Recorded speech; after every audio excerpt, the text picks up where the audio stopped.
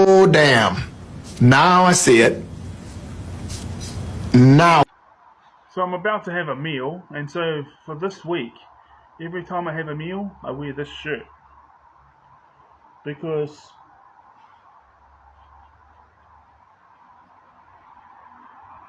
sometimes because I put sauce on it, so sometimes it gets on here or something, and I don't like not being able to wear certain clothes just because it's got sauce on it or something. And sometimes, because what contributes to it is I always, when I use that rice cooker over there,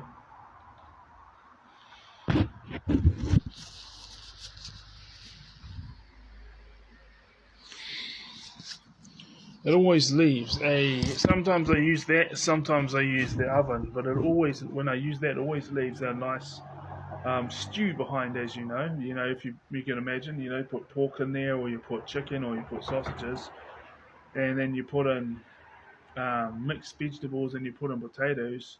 You can see how that leaves a nice stew to drink afterwards. Especially if the mixed veggies are in there, you leave some. You put the mixed veggies in with the sauce. Um. So yeah, I mean,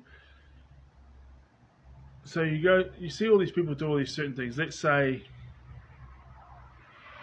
because of course that all that stuff wears on your self-esteem, and if you don't have the answers I have, or you don't have the answers that bring you peace of mind, whatever that looks like, and my answers work for me, all my perspectives, and I've only saved about 20 something on a playlist on here because I thought, I can click on it, yeah, but you know, but I suppose you get more views on TikTok, but I've got 600 over 600 recordings about autism and ADHD, and on my YouTube account. But my YouTube account's only got 50 subscribers. My thinking with that is those who really want to see it. Maybe, I believe my kids will come across that when they are, either late teens or early 20s, or because I'll probably remember because of doing it, but probably not because of the.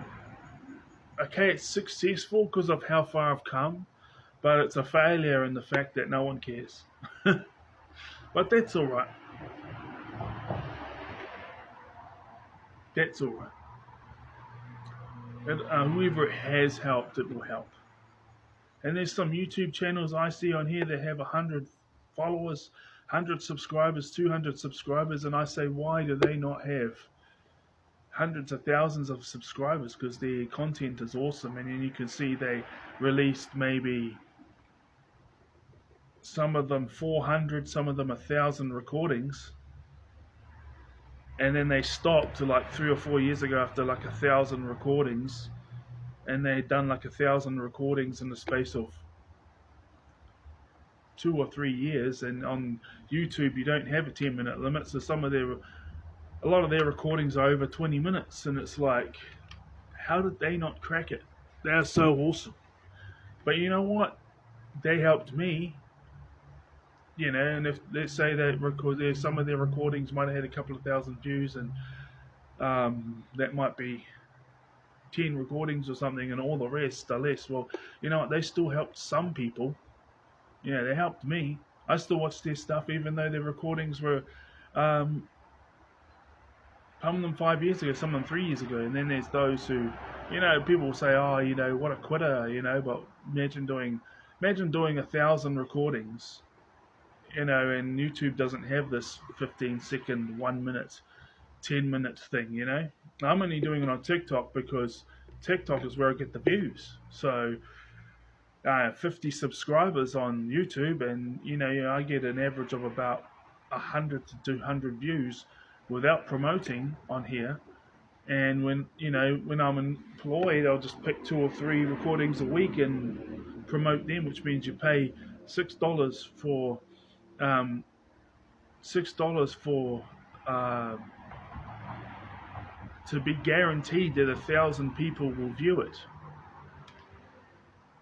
and let's say you get a number of likes, you might get 50 likes, 100 likes, you know. Some of my earlier recordings when I first started talking about autism and ADHD got like 200 likes. I'm like, yeah. But here's the thing. How did I get on there? Double standards. You know, there was things that I said that was bullying, but I didn't realize it was bullying. That's what I mean by, imagine hearing that from a wide variety of people, right? You hear it your whole life, you become so accustomed to it, you think it's normal, and then someone else gets offended, and there's people who have an issue with you because you said the exact same thing. If a lot of people, or everyone is a bully, and there's some who are bullies, and then there's those who bully you every here and there, and then there's those who just avoid you, and then you might have one or two close friends, but then the close friends leave or move town, or you just grow apart. You know what I mean? No hatred or anything, you just grow apart. You're gonna think, you're not even gonna realize that saying someone is overweight or saying someone is this and that is bullying, and then you get to your early 20s and you're like, hey, but how come, because if I was the way I am right now, different people would have just said to me, you're a fat pig, or you've got pumpkins, you've got a pumpkin up your shirt, right? So you don't hear any. Oh, I did. I get compliments from, when I was in my late teens, early 20s, I get compliments from women in their 30s and women in their 40s about how handsome I was. And then I always had a girl that liked me, but my shortcoming was, I was like, when I was interested in a woman, I was like interested in her, and that was it. That started changing in my late teens to early 20s, but at the same time, even then I would be physically attracted to these other girls, but I'd be like, no, but I've had I've known this one longer, so I'm still going to focus on her. And they never liked me in return, so,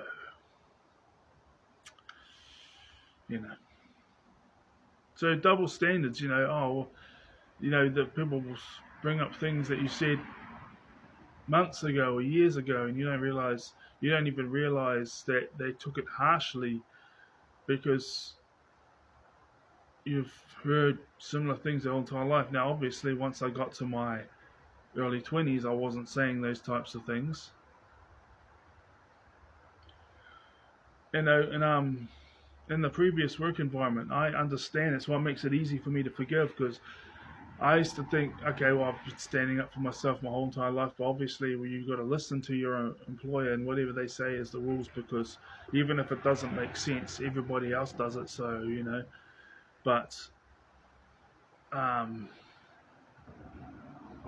if you were the one in charge, then same thing. And so this guy was okay. Yeah, a couple of them were like the same level of autism as me, but they were in their early to mid 20s, so they're over a decade younger, and they're like, no, but this has been written, like, this is, and so even though there was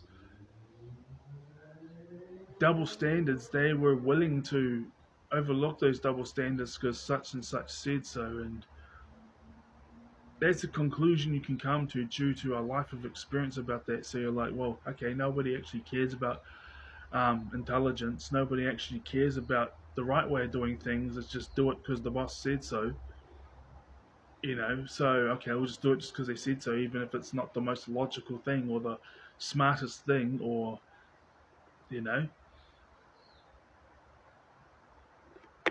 or if they have double standards.